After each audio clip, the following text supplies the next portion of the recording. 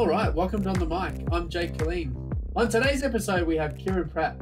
Kieran is a former #1 amateur and Asian Tour winner. He played most of his tour career on the Australasian and Asian tours. Today, we delve into Kieran's playing career, what he achieved, what he didn't like about tour golf, what he loved about tour golf, and what he wants to do going forward. Looking forward to our chat. Welcome to the show, Kieran. No worries, Jake. Thanks for having me. Mate, it's great to chat with you. How you been? What are you up to these days?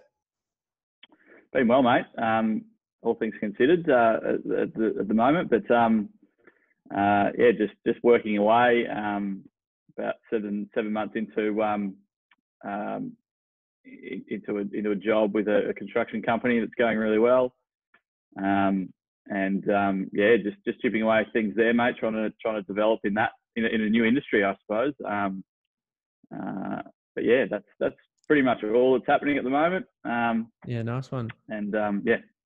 Mate, I'm excited to chat with you because I've been studying up on you and your amateur career and you're a professional for probably almost a decade and what you've achieved. So I'm excited to go through it with you with our chat. And look, I wanted to start with your amateur career. You had an amazing few years there while you were with the VIS.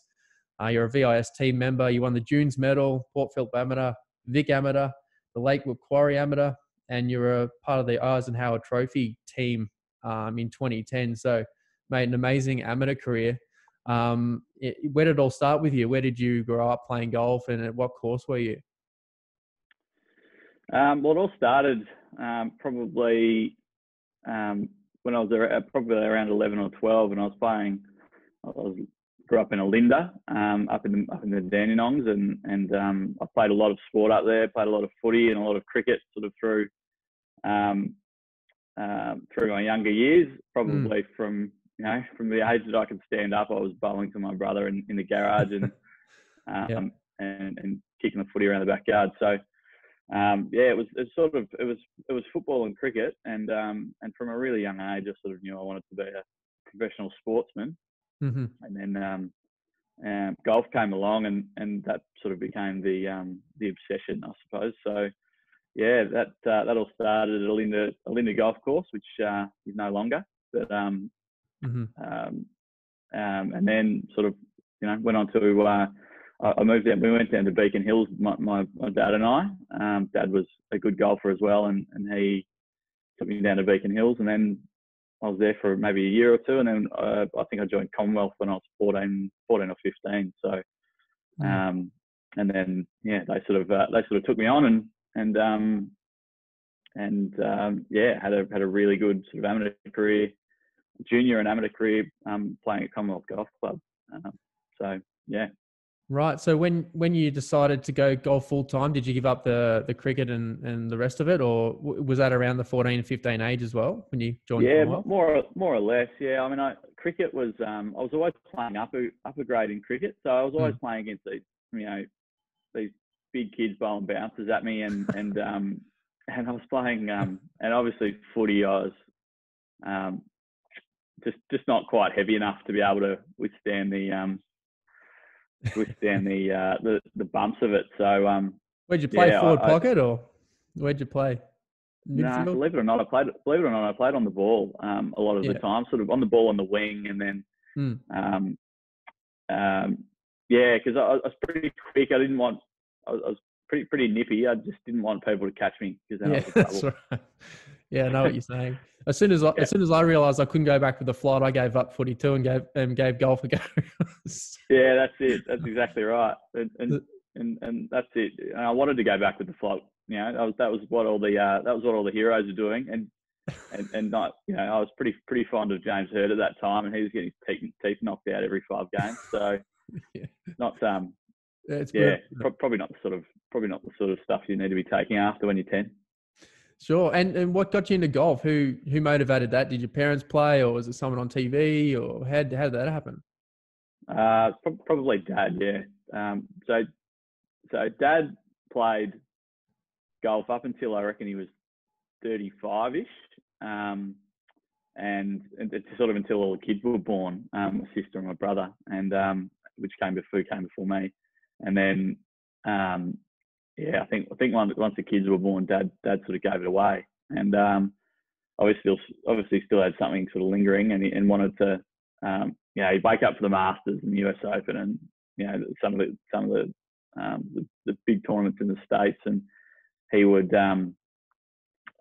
so he'd do that. I'd wake up at 5 o'clock in the morning, go watch the golf with him, and then we just started playing together at Linda a bit, or I started playing flat out, and I actually got Dad back into the game. So I would say my old man was probably the biggest inspiration there, and then Tiger Woods was at his absolute prime when I was starting to play golf as well. For sure. So that was probably a big factor in me really gaining an obsession with the sport. Yeah, and you mentioned Tiger Woods. We'll get to that later, but a little prelude there. You've been able to play with him in a tournament, so that's quite an amazing thing, having to look up to an idol like that and being able to play with him in tournament golf. But we'll get there later. But with your golf, obviously you started quite late by the sounds of it. And how did you get that good so quick? Was that just something that just happened naturally, or did you work hard at it? How did that happen? Well, I suppose it's through my junior sort of career, it was sort of ups and downs, I suppose. Like I'd play a great tournament, and then I think I was sort of getting somewhere, and then I'd go and play with the big guys in a big amateur when I was 15 or 16, and I'd shoot 90. So there's a big difference between, at that time there was a big difference between shooting 68 around a short country deck, and then all of a sudden you're sort of playing with guys at a windy Portsea in a Vic Amateur, and you're nervous, and the greens are like glass, and it just, so there was those were the junior days, and then and then just great. You keep working, you keep putting in the hours. I remember when I joined Commonwealth, I was caddying for, I think I was caddying for Craig Hasthorpe early on when I was a member at Commonwealth in Colts Pennant. So he used to play in the morning, have some lunch, and then I'd go back to the golf club, and I'd go back to Commonwealth and practice till 6 or 7 o'clock until it was pitch black, and then get picked up. And that was what I thought I needed to do to really improve. And then it's a funny one, golf. I mean, you see it a lot. The penny sort of drops. The penny drops really quickly with some people. It's like 1 minute they're sort of nowhere. They're not competing at the top end of they're not competing at the top end of the particular competition they're in, whether it's a junior tournament, a national junior tournament, a state amateur tournament, then you got national tournament, and you got world amateur events as well. So 1 minute it looks like players come out of the blue, but it's obviously a hell of a lot of work that goes into it. Yeah. Do you think the penny drops, is that more of a mental confidence in your own ability? Do you think maybe you feel like you can do it? Yeah, definitely. I think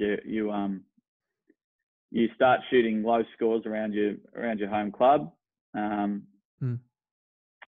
that's in practice, and you start you're playing games against your mates, some money games or whatever, and all of a sudden you're winning a lot of those, and you're shooting low scores around your home deck, and club championships and things like that. You're winning them fairly comfortably, and I mean, reality is you need to be shooting mid-60s, low 60s around your home golf course just about every time. Otherwise, you've no chance as a professional golfer. Is that the setup changes though? Is that what you mean? Like when you get back on tour golf, obviously the mental side as well, because you're playing for money, it's your livelihood. But is it the golf setup that's so different as well? The course setup? Yeah, definitely. I think they're both factors. The mental side is huge, and it's I think throughout my professional career, my mental the mental side of things became certainly the major factor, as opposed to the the physical ability to be able to move the ball around. But yeah, golf courses are set up. Golf courses are set up much more difficult in the majority of professional golf events I think you play. But yeah, certainly your mind can make them more difficult as well. Yeah, sure. How was the VIS and how did you get into that, and what did that do for your game and your confidence? Yeah, so the VIS I joined when I was 19, and that was shortly after a Colts Interstate Series, I think. And that was sort of when I started to get, really serious about it. I was playing sort of Victorian junior team and stuff like that, but I don't think I had taken it, super seriously until probably that year after I left school. And the VIS was enormous. I mean, it was you just got all of the ability to develop all of the tools you need to be able to play professional golf and professional sport. I've got, I don't know how many sports in those programs, but you develop your ability to for strength training. You've got some absolute professionals in that area and aspect. You've got access to pretty much non-stop coaching. You've got the nutrition. You get access to funding to go and travel and play amateur golf tournaments overseas. The program's excellent. It's a big reason I think why a lot of Victorians are able to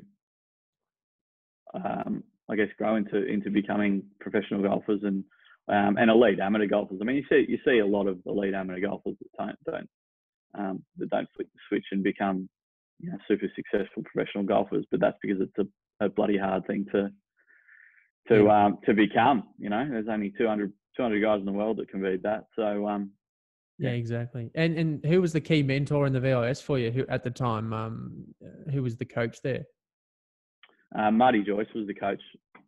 So I spent a lot of time with Marty and Darren Cole as well. I mean, Marty was principally my coach, but I spent a lot of time with those guys, and there was Nathan Heaney, who was one of the strength coaches, and Luke Mackey later on, who was who's the strength coach as well. And they were great. They were all super motivating people, and certainly a factor in that. Certainly a factor in my sort of early professional golfing career. Coaching's such a it's just not about the technique. There's a lot of other stuff and other factors. So I think your communication skills and your ability to gain trust and hold trust with your players is paramount. If you don't have that, you don't have much at all, really. Yeah. I think the biggest. I reckon golf coaches have to. I reckon the motivating factor is the biggest thing missing in golf coaching. That having like a football coach. Like I seriously think if golf coaches had a football coach, they'd probably be better. Yeah. Not better than having a golf coach, but if they had both of those, if they had a footy coach and a golf coach, they would be a better player than if they just had the golf coach. Sure. So like setting standards, bit of fun, all that sort of stuff. Is that what you mean? Absolutely. Yeah. Yeah. And I reckon. Yeah. Yeah. So you can keep going. Yeah, and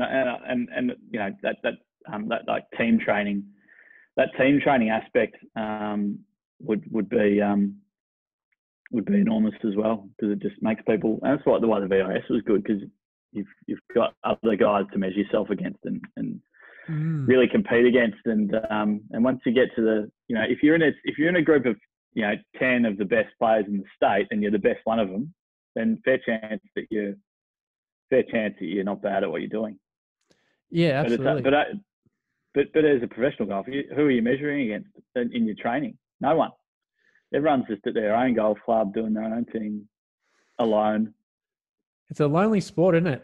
And you're right. I think if you can surround yourself, yeah, 100%. I've done some coaching overseas, and to see it to play out when these guys are playing, Q schools and their life's on the line, and you look around, they're thousands of kilometers away from home, and there's no one there supporting them. It's just, mate, it can be tough mentally. And so to surround yourself with a team, obviously easier when you got the money, but I think that's why exactly. these guys do well for so long as well. They get to a point, they've reached it, and it's harder to sort of get out of that than when you're there, right? Oh yeah, for sure. It's like self-fulfilling prophecy. Yeah, you are because you think you are, sort of stuff. So once you get there, it's a lot. Yeah, it's like what I said before. If you get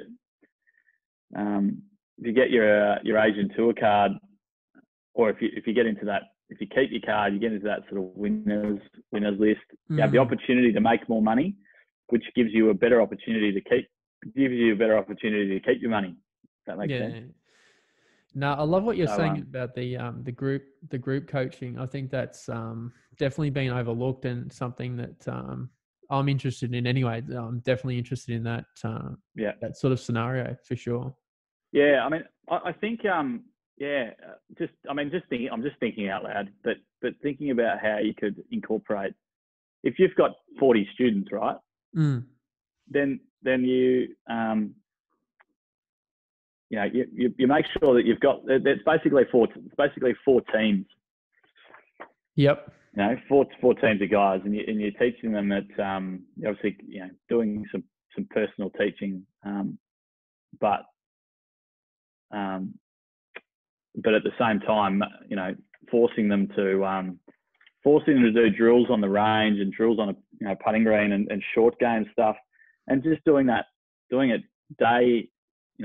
If these guys want to be professional golfers, they're probably at the golf club or the range or wherever they are daily anyway.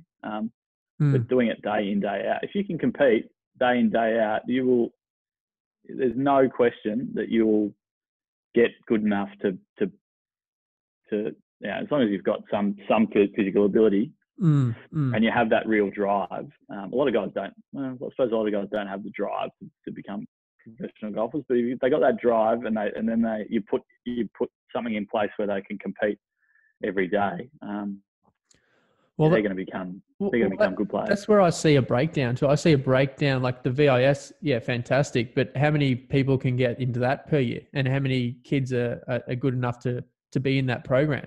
That's probably where they go to college, isn't it? If you don't get into VIS, then your best opportunity to be in that, around that environment, is to go to college. Yeah. And I reckon it's almost a better move anyway, to be honest. At least with the best thing about college is opens you up to, opens your world opens your world to the States and where all the money is. Well, yeah, and they've got the finances and the facilities to back you in as well. So, like you said before, when you're an amateur, you're able to get to these great tournaments and get looked after. I mean, that's a huge thing for golf because it's expensive. Yeah, definitely. How high did you reach in amateur golf in World and Australia? Yeah, there's a couple of them. I think I got to. There's a scratch players one, and there's an R&A one, and right. I think I got to maybe 8 or 7 in the R&A one. And I think I might have got to 1 in the scratch players one. Yeah, nice. And then you turned pro straight after, and you played, I think, 3 of the tournaments, the Aussie tournaments at the end of the year, Aussie Open, I think the Masters, and there was one other. But I think the first tournament back was the Aussie Masters that you played. Am I right there when you played the Aussie Masters? Yeah, that was my first tournament as a professional golfer. Yeah. And you talk us through round 3, mate. So you've got off to a pretty solid start, and you look up. on the leaderboard and Tiger's around your name and he's playing in the tournament, and next minute you're playing with him in the third round. Talk us through that night before and finding out that you're playing with Tiger. Yeah, well, I finished my round. I mean, we obviously were on the same side of the draw. That was the thing that I think it provided the potential for us to play together. And I came off the course, and I think a mate of ours, I think Marty Steele might have mentioned it to me that that I was a chance of playing with Tiger. We're on the same score, and we'd finished at about the same time. And so at the time, I was living in Torquay. I was down at Dad's house, but I was staying at the Langham, so I went back I was sort of staying on my own and went back to the hotel and was excited because I'd made the cut first of all, because first event you sort of want to get off the hot start, and I did that, and I got a phone call from David Rollo, who was my manager at the time, and he said that you're probably about to. First thing he said, he goes, well, he said, Pratty, how you going? Good. And you might want to just keep your phone on. If you're comfortable to, you're gonna get a phone call from the Herald Sun and the Age and probably Channel 7 and Channel 9 as well. Wow. And I was like, I'm playing with Tiger. And he goes, yes, yeah, you are. So I was walking to dinner, I think, and I was just I was just seeing stars. I was just in a daze for the next hour and a half, and and just that excitement of knowing what was to come. Amazing. Yeah, I'm sure there's a lot of emotions, excitement, nerves, all the rest of it. But okay, so you wake up. Was it normal business as usual, or was it a different feel for that morning beforehand? Yeah, it was certainly a different sort of feel. I mean, you try and go about things as normally as possible, I suppose. Yeah. You just got a lot. It's just so many things running through your head about what the day ahead is going to hold for you, I suppose. So yeah. I mean, I was driving I still got to drive to the golf club, which is an absolute luxury in professional golf, to be able to drive your own car to the Tour Golf Club to play a golf tournament. Yeah, it was Victoria Golf Club, wasn't it? Was it Victoria? It was, yeah. So, if you pull into the car park and where Tiger goes, that attracts an enormous amount of people and a huge crowd, and the weather was dreadful that day as well. So, but everyone was out in ponchos and with umbrellas and so on, and a bunch of my mates had asked me for tickets, and and I know a lot of them. I know a lot of them were there. I didn't see any of them, but I know a lot of them were sort of hanging around, and we just I got there.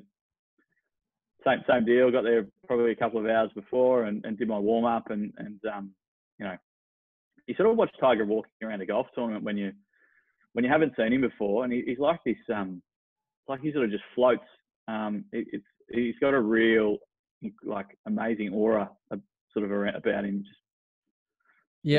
I heard he doesn't move his head sideways. It literally stays directly straight ahead, and he moves his eyes around, and he doesn't move his head at all. Is that true?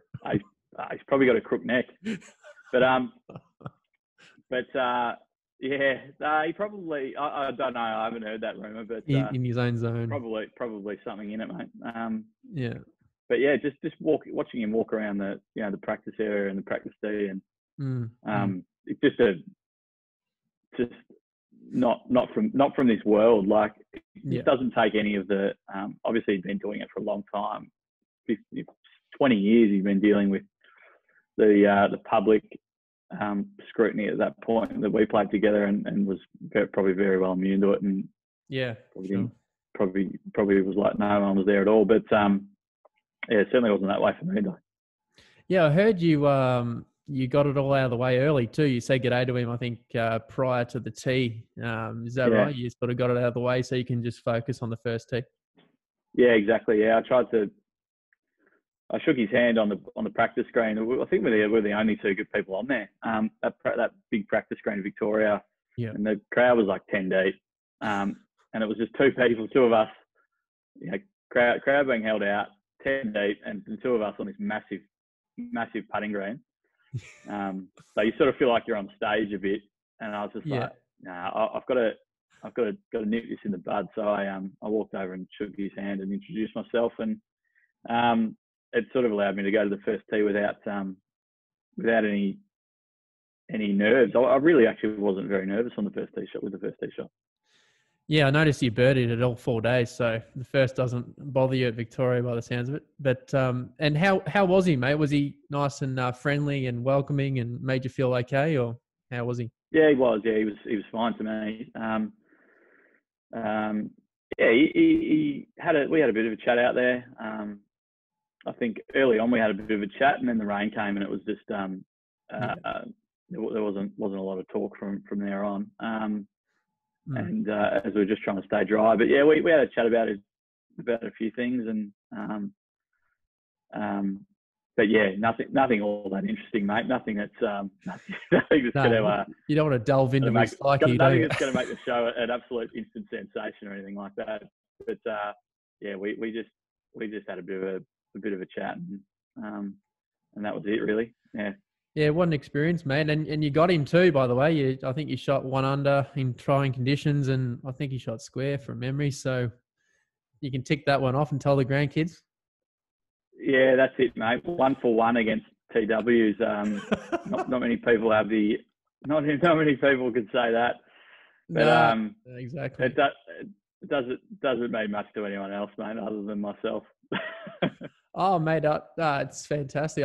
What an experience. I mean, as I said, not many people can, get that close, talk to him, and even play against him. So, and actually to beat him is another thing as well. So I think it's a fantastic story. So congrats on that one, mate. Now, look, I want to move on to your career a little bit more. I think 2011, obviously, you made your card in Asia. You must have gone to Q school and got your card. And yep. And your first year on the Asian tour, how was that experience for going from sort of amateur golf into the Asian tour? How did that go for you? Yeah, well, I suppose getting started, and I started with the Masters that we just talked about, in the Australian Open and the Aussie PGA as well, and even the State Opens.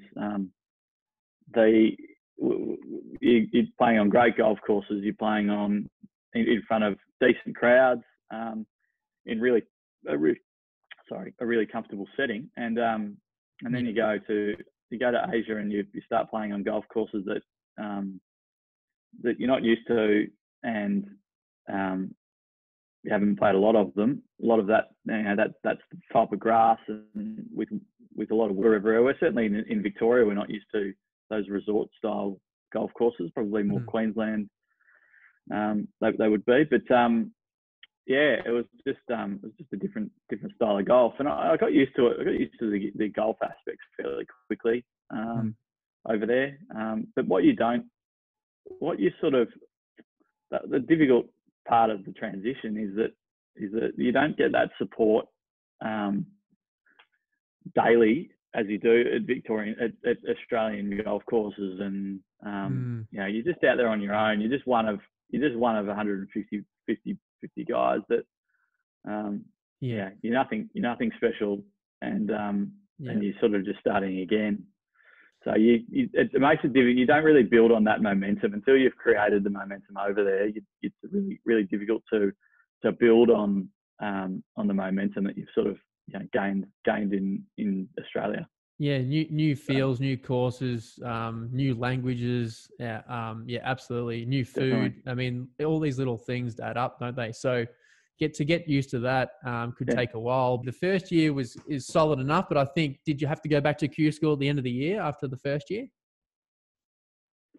Yeah, I did. So I didn't keep my card the first year. It's actually really hard to keep your card in Asia out of Q school. You have to do something.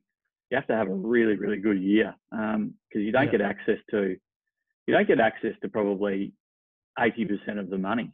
Wow. That they play for. This is out of Q school, you you're mean? So how many cards? Like 30 cards? Is it out of Q school? Is it? Yeah, I think they give. I think they give 40 cards. Right. And if you're at the top of the rung, I think I finished top 5. So I got a number of events that the other guys out of Q school wouldn't have got. But I still wouldn't have gotten probably 6 of the bigger events. Right. Yeah. Malaysian Open, Singapore Open, those real big events that yeah, sure. that the guys who have kept their card get, and for the biggest money. So it's tricky to keep your card, no doubt about that. And then so I went back to Q school the year after, and got my card again, and thankfully won first up. So yeah, that's fantastic. 2012 Myanmar Open. So I think, as you said, first event in. So basically, that gave you 3-year exemption. Is that right? It did, yeah. So that's right. It was basically a 3-year exemption. I don't think they do that anymore. I think I think they sort of scale it. That was one of right. the smaller events. And I think if you win an event under 500 grand or something, it was you get a year on top, not rather than 2 years. But that only came in after. So yeah, I got a 3-year job basically. Gee, that must have been an amazing relief. Awesome. Not exciting to win an Asian Tour event, but yeah, to have 3 years would have been an amazing feeling. No, that win was massive, and yeah, it was just nice to be able to that sort of got the ball rolling on the early doors professional career in Asia. Did that also give you some European starts as well? How did that give you a winners sort of category there? Yeah, so you get so there was, at the time, there would have been probably 8 or so European Asian Tour European co-sanctioned events.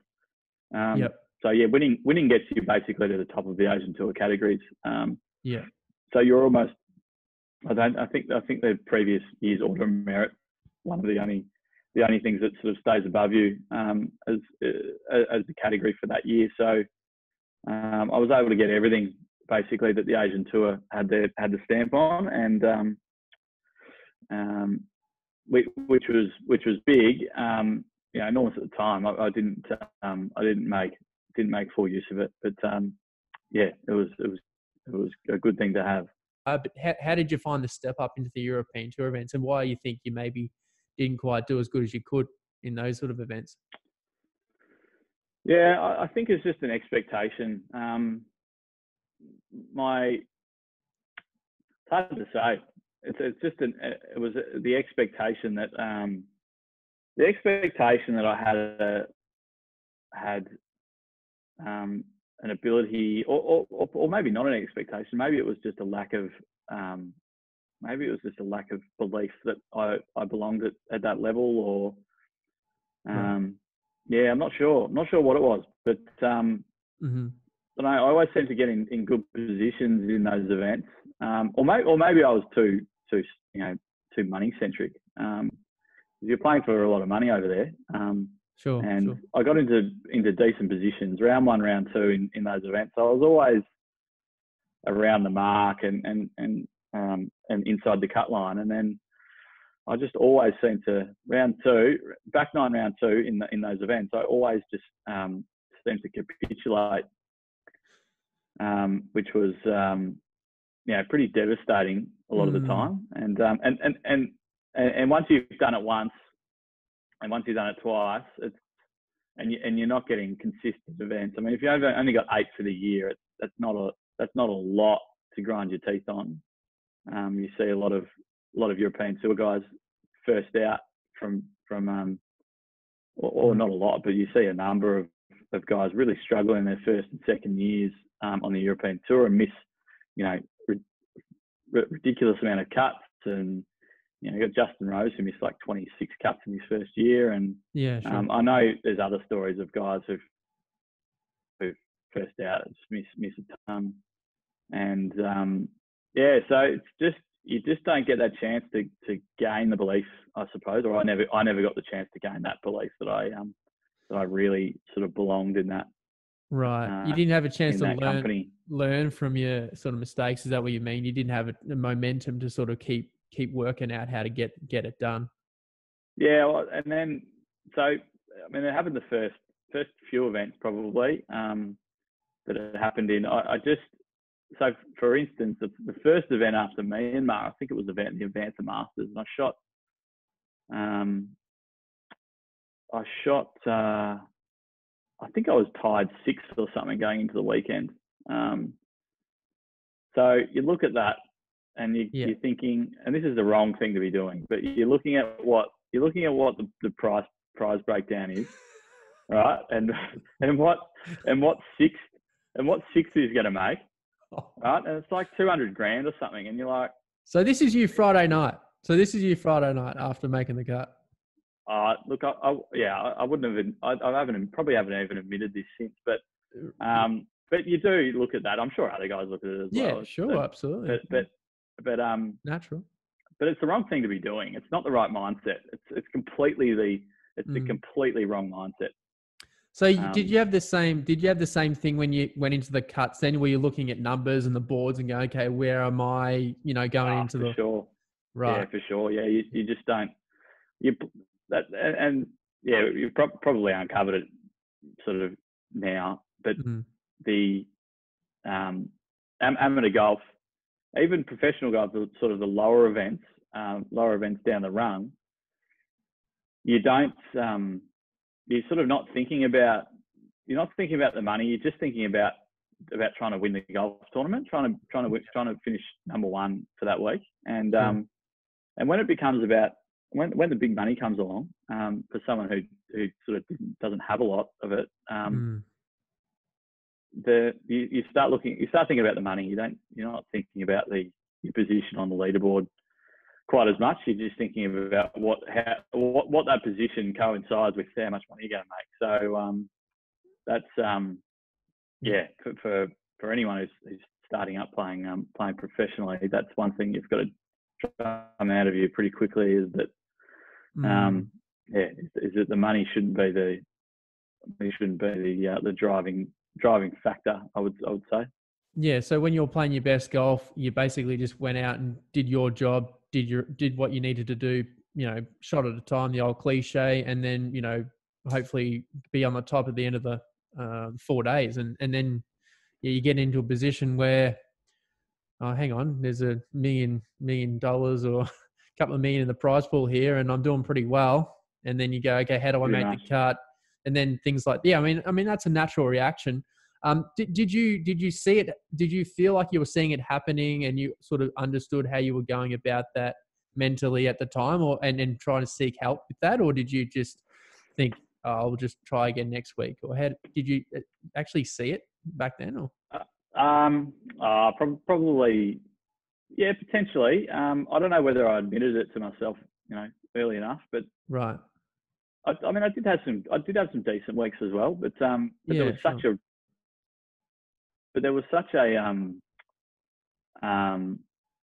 a pattern to it that, and you don't want to acknowledge it as well, because you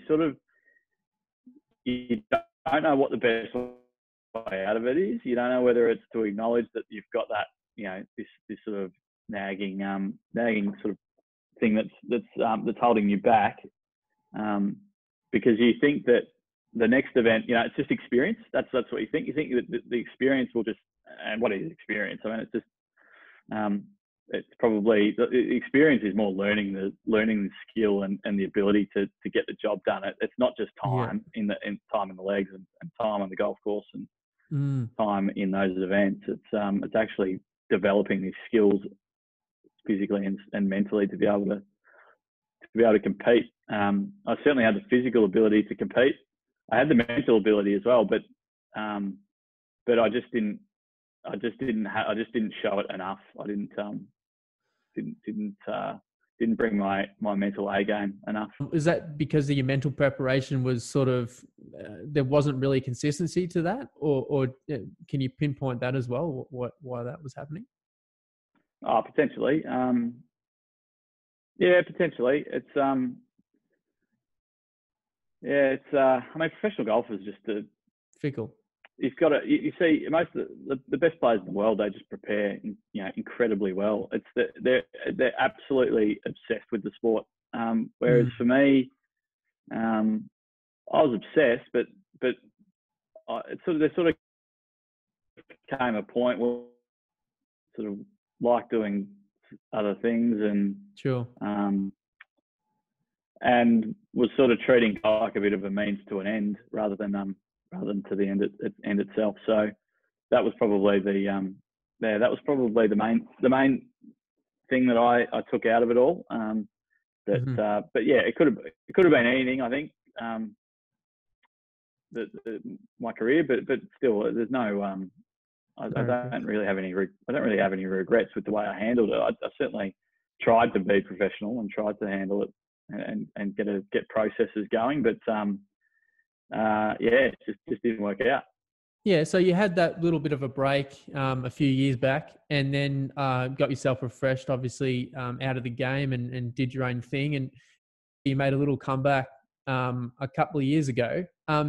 Tell us about that. Tell us about that, because that's interesting. I suppose at the end of it, at the end of that period, that 18 months or so that I had off, I sort of had it wasn't even so much a yearning to go back and play. I was just, I had some people say I was shooting some really good numbers around that sort of October, November sort of period. I think that was 2017, and I thought, why don't I give this another crack and see how I go? Whether the experience of going and working and doing that for 18 months is going to help me, I don't know, but I thought I'd go back and give it another go, and but yeah, just didn't really sort of catch on. I didn't really have that excitement, probably like that. Sure. That genuine excitement when you're going to play a golf tournament. You really want to be there and you really want to play, and I think that was missing. I didn't know at the time whether that was a good thing or a bad thing, whether that was going to be able to make me, really more process driven and more professional. I mean, no one gets excited to go to the office every day. Yeah. To go to work, but that's probably how it should be for golf in some respects. But you need to be able to still enjoy yourself and have that competitive, really competitive nature. Sure. There was probably an element of that missing. Yeah, well, I think it's mature to actually come to the decision too for your own self, what you want to do with your life and career. Whether that's golf or not, and maybe that was an itch you needed to scratch too to get back out there and go, okay, is this what I want to do, or maybe it's not what I want to do? Certainly, yeah, certainly, it was an itch to scratch for sure. It's something I needed to. Yeah, felt like I sort of needed to do, and did that, and had some good times again doing it, and just ultimately decided that it was not what I wanted to, what I wanted to do day in, day out. So yeah, for sure. I mean, you're talking about your actual golf game. Tiger actually said after he played with you that your short game was incredible and that you could compete out there on the PGA Tour. So he was impressed with your game. Where do you see your sort of best assets with the game itself? During the best golf that I played, I probably I was pretty strong around the greens, for sure, and I was a streaky putter. So if I had a good week with the putter, I could shoot a really sort of low number. There was absolutely no guarantees it was going to happen the week after, but yeah, through that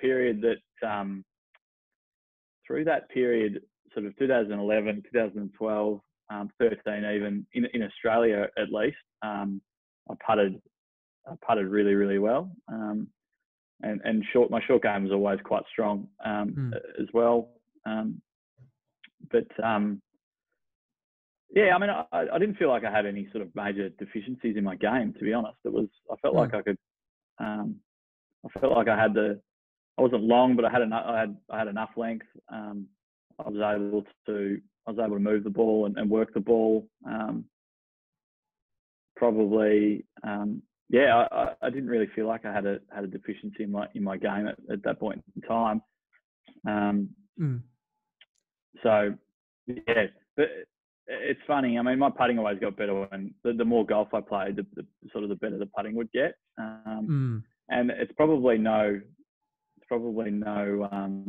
coincidence that my best putting period came after that sort of last year of amateur golf, where I played an enormous amount of golf. I mean, you play interstate series, we play 10 rounds a week in a week. You've got golf tournaments just about every week. You're just playing a massive amount of golf. It's funny when you're playing professional golf, you sort of, you don't really get that competitiveness in the same way that you get it from amateur golf. Yeah, right. Yeah, I think that's certainly something. I mean, you play a lot of match play when you're an amateur golfer, so there's always that really ultra competitive. Even pennant golf is so competitive. Yeah, it brings out. I've never had the same. So pennant and the interstate series. Those are the most fun events to play. That I can think of, because you just have that, that ultimate competitiveness, and you get to play in the team as well, which is sure. That camaraderie, which is really good fun.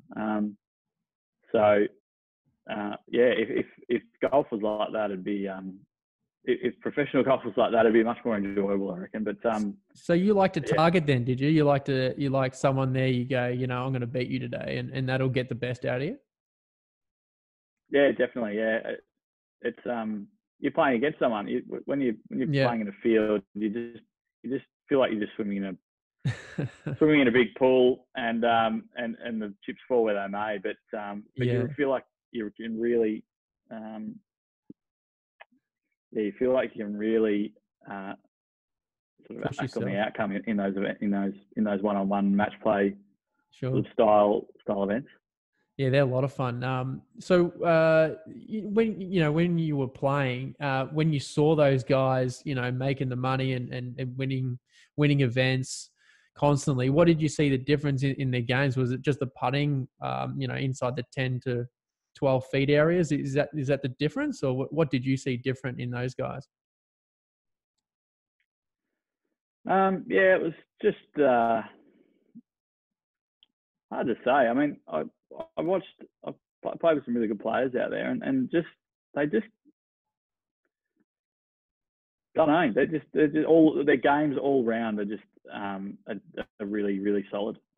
They hit it a lot of the time. A lot of those guys, they hit it pretty long, longer than average.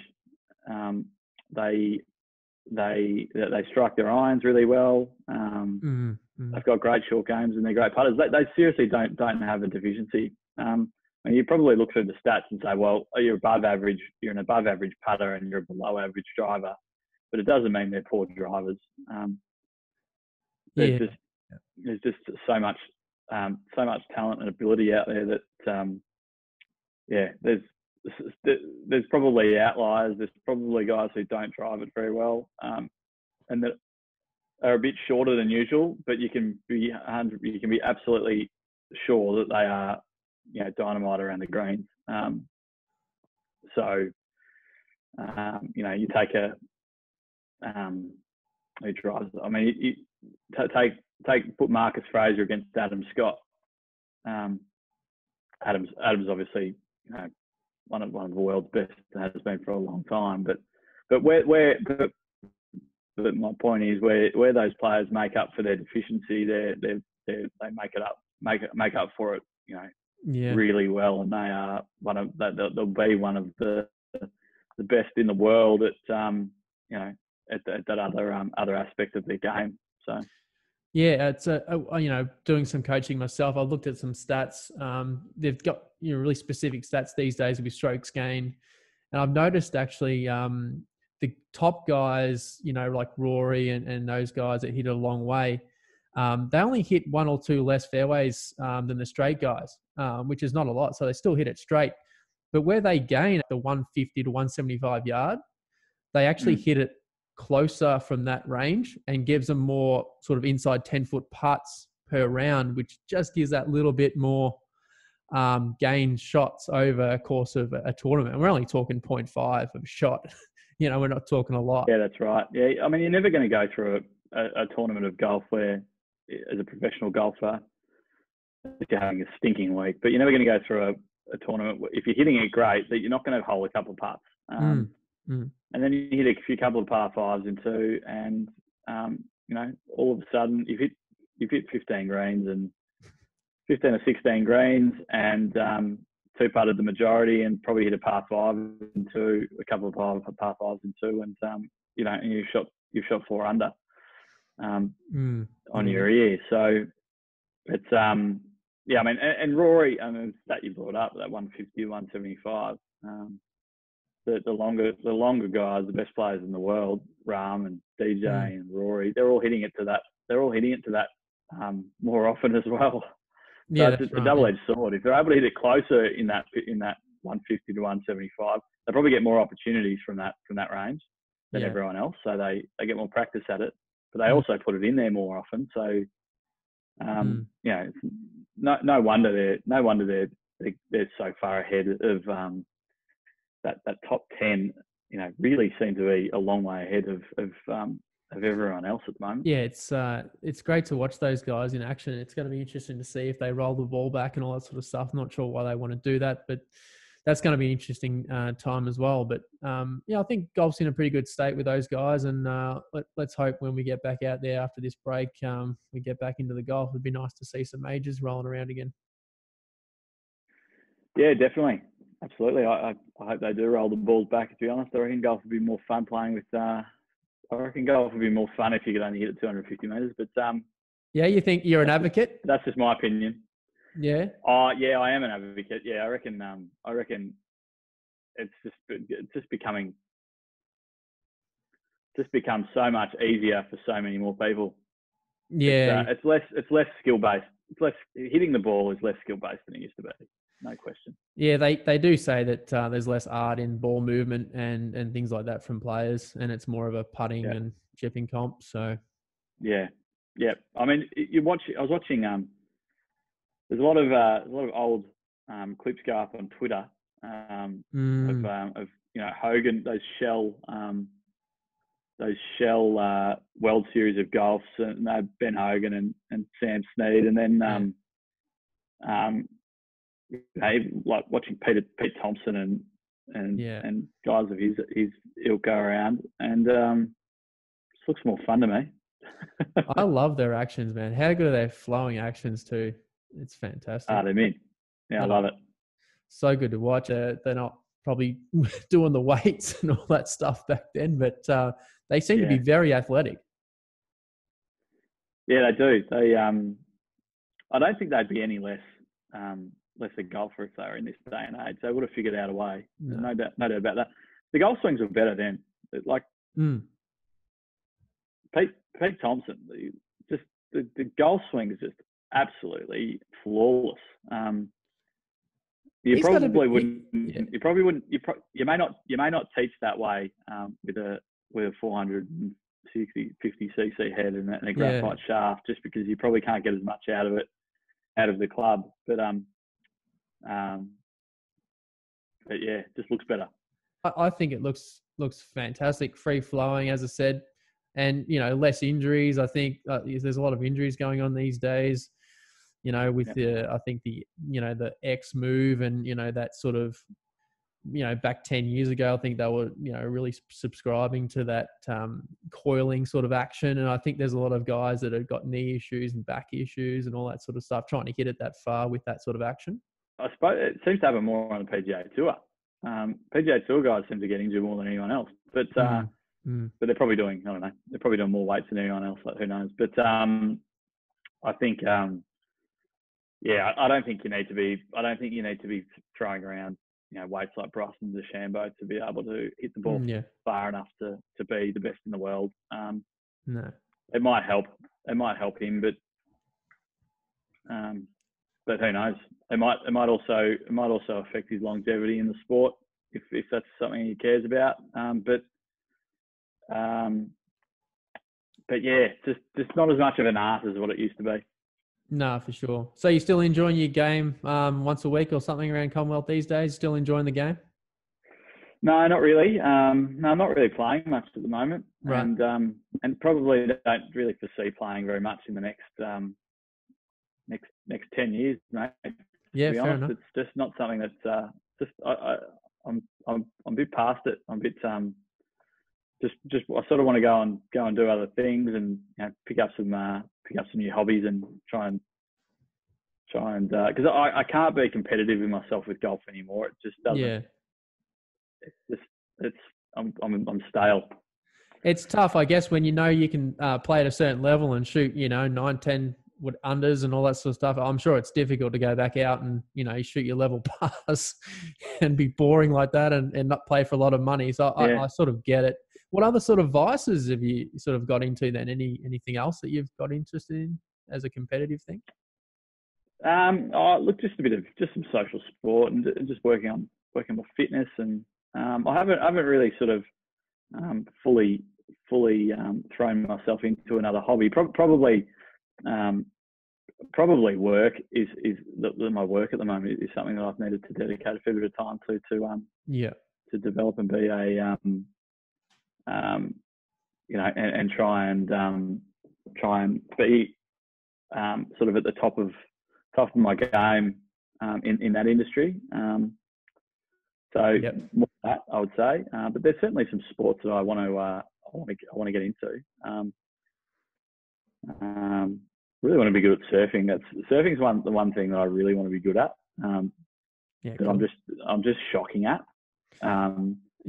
But just looks so much fun. The guys that are any good at it just make it look like so much fun. So I wouldn't mind doing a bit of that. But yeah, who knows, mate? It's during isolation. There's been a lot of puzzles, that type of thing. So just ticking over at the moment. Difficult to get out and get out of the house and really throw myself into anything at the moment. But well, certainly I can foresee spending a bit of time at the beach and potentially on a surfboard or something. And who knows, in 15 years' time, when if I want to go back and start playing, knocking around at my local track with a son or a daughter or something, then I'll give that a crack. Sounds good, mate. Yeah, look, I've got into some stupid habits too. I'm playing a lot of chess at the moment. I've tried to pick up the guitar. I'm addicted to chess, man. Guitar's one of the things. I gave the guitar a bit of a crack a couple of years ago. Probably last year actually, and definitely something I reckon I'll pick up again and have a go at. But you know what it's like. You sort of have a bit of a go at these things, and then you go away from them, and then you're like, nah, I've got to go back and do that. And well, you want to hit a 300-yard drive straight away with your guitar, mate. You just want to get there and start going, songs. But right. You want it to be like riding a bike, don't you? Yeah. I've got so much more respect for these guys who are playing guitar and make it look that easy. It is so difficult because not only your fingers are sore, but then you got to learn the notes and then the strum patterns, and it's just some of the notes. I've got to start stretching my fingers out because I can't reach different notes. It's difficult. It is. Well, I mean, I was just sitting there just strumming the same note the whole time. Like first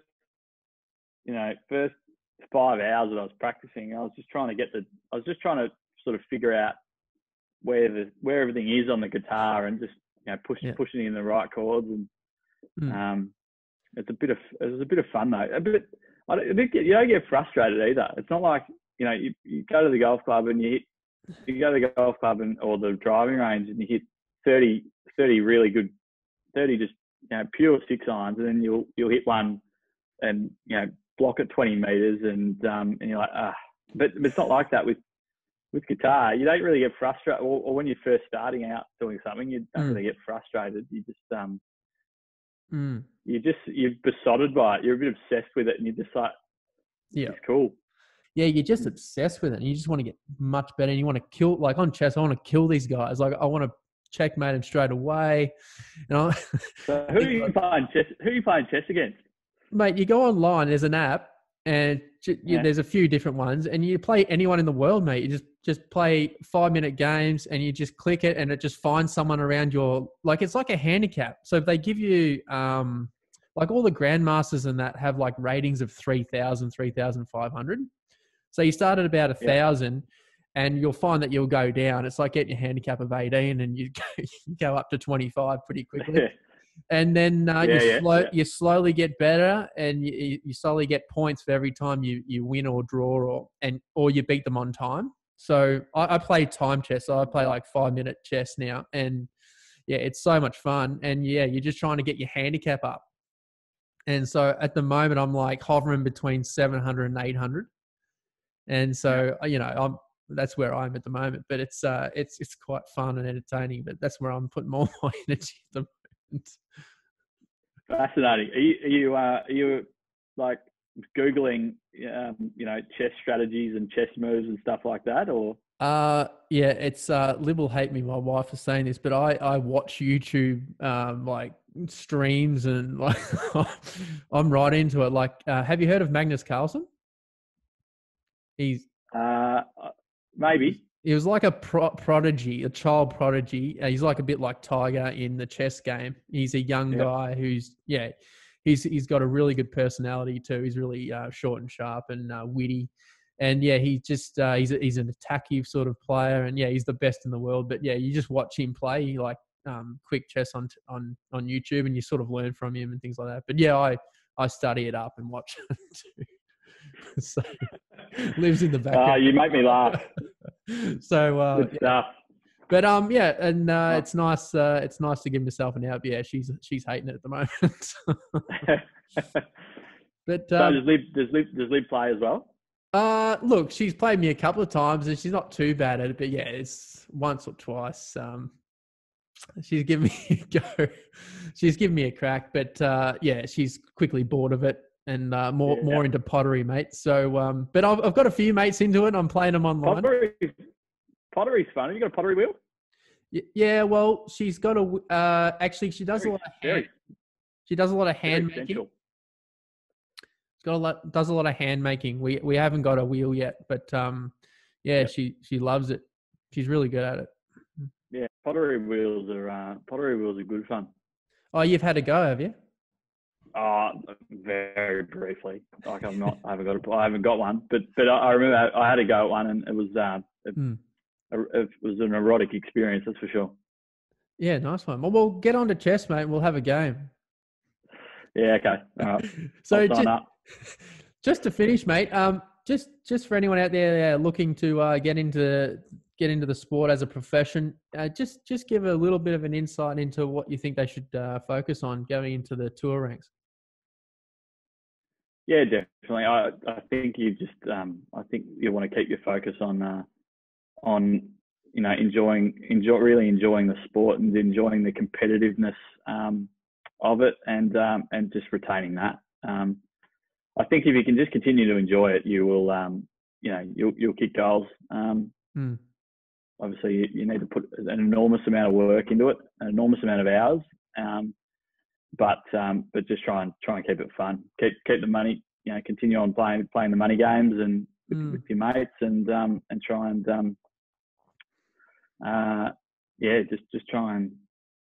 just try and dedicate you have to dedicate your life to it pretty much. I reckon there comes a point where you can probably make enough money that you can buy a house and cultivate your lawn like Mark Leishman and Cameron Smith, but and spend all your free time doing that. But until you've made it, until you've made that, until you've started to win golf tournaments and be really comfortable that you can do that, you need to work your bum off. But you also need to monitor your mental, and make sure that's in check as well. Yeah, so a lot of the preparation going into the tournament mentally, not just physically, just get yourself right. Yeah, exactly right. The thing I've been hearing a lot lately is you go from unconscious incompetence to conscious incompetence to conscious competence to unconscious competence. Jeepers. And it's so there's 4 squares, right? Right. And it resonates with me. It resonates with me because I feel like a lot of my competence was conscious. You want it to be unconscious. Right. So you want to be able to go out and perform subconsciously, I suppose, because it means that nothing's going to get in the way. Did you not train that then properly? I did. Yeah, we probably did. But probably did, but probably wasn't drilled in. You know, that the way that I just described it. That wasn't how I would say I went about my training, my mental training. Right. So certainly there would have been an element of subconscious sort of ability there, a huge element probably, but yeah, you just want to take away a lot of the external factors and just be able to play golf, play your game, and the chips fall where they may. I suppose you want to be able to go and play a golf tournament in the same vein that you play the US Masters, in the same headspace and mindset that you would play, round 1 of Victorian Pennant. Yeah, for sure. A lot easier said than done, right? Yeah, definitely. Mate, I appreciate your time. It was fantastic to chat and reflect on your career, and mate, you've done some great stuff. So I really appreciate your time, and good luck with your new career in the business world. Yeah, thanks, Jake. Cheers, mate. Thanks, Kieran. Cheers, mate.